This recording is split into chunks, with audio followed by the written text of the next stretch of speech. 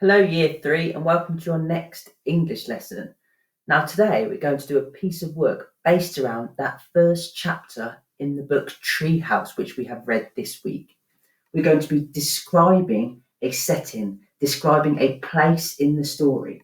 We're going to describe the garden at William and Sprog's house.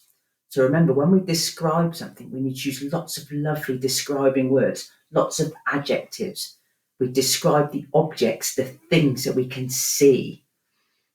So I've put a list here of things that are in the garden. Obviously, we have the tree, there's a vegetable patch, there could be flowers and toys or animals or anything else that you think might be in the garden. You can use your imagination. Really think about all the things that might be in William and Sprog's garden.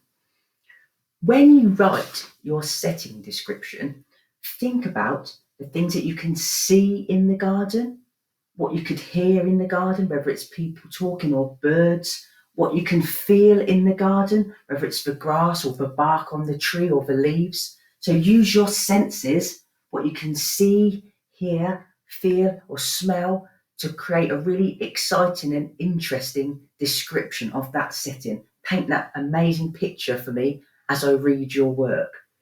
I've written just one sentence here, just to give you a little bit of an idea. You might write William could see or Sprog could see. I've written he. He could see the tall brown tree swaying in the light breeze. So I've tried to describe that tree and use some nice describing words. There are actually 2 sheets on the link.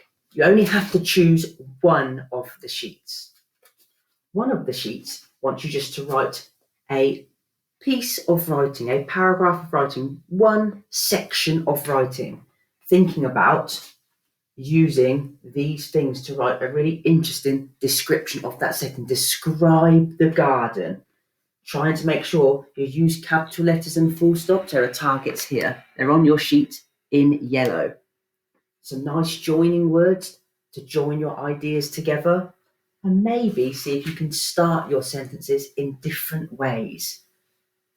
But you may choose to do the other sheet, the second sheet. It's the same thing. We're writing a setting description, but I've given you how to start each of your sentences. So I'll just read that bit. It says, write 3 sentences about what William could see, hear, and feel. So you'll write 3 sentences saying William could see and write what he could see.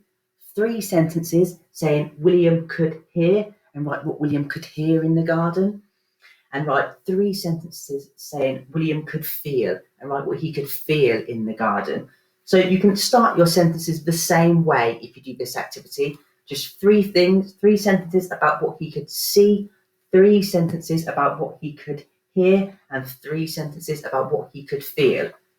So you could either just write one long piece of writing or longer piece of writing as one section, or you write it as lots of short, simple sentences where you start them all this way each time. But you only have to do one of those sheets. You choose which one you think is best for you to be completing. Just to give you a little bit of a clue, I'll just read these first 4 lines that I have written. You may only have to write maybe 6 or 7 lines. It doesn't have to be a whole page. Don't want everyone to worry and think I have to fill out the whole page. I'd rather you did a slightly shorter amount of work, but you checked it really carefully and you tried to make sure you're using lots of lovely describing words. Let me just read mine to maybe give you a few ideas. William walked into the garden. He could see a tall brown chestnut tree stood at the back. There were beautiful pink flowers climbing up the green fence. So I've spoke about the tree, then I've made some other things up as well. I spoke about flowers and a fence in the garden. So think about anything else that might be in the garden.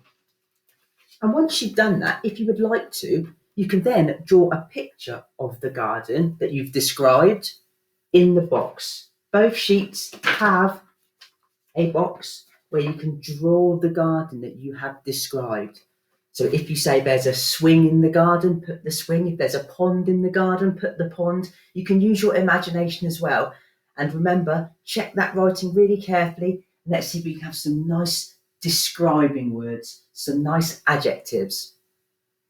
If you want to ask me any questions, I'll put a link up for Google Meet where you can just pop on, maybe read something that you've written so we can talk about it together, or if you have anything to ask me.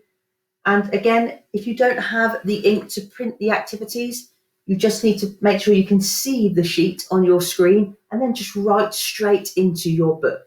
And you can draw the picture below straight into your book if you can't print the activity. Any questions, just drop me a message or come on to Google Meet. Or as I've said before, just re-watch the video if you want to double check anything, because it might give you a few clues or ideas or reminders. Thank you, everyone. I look forward to reading them.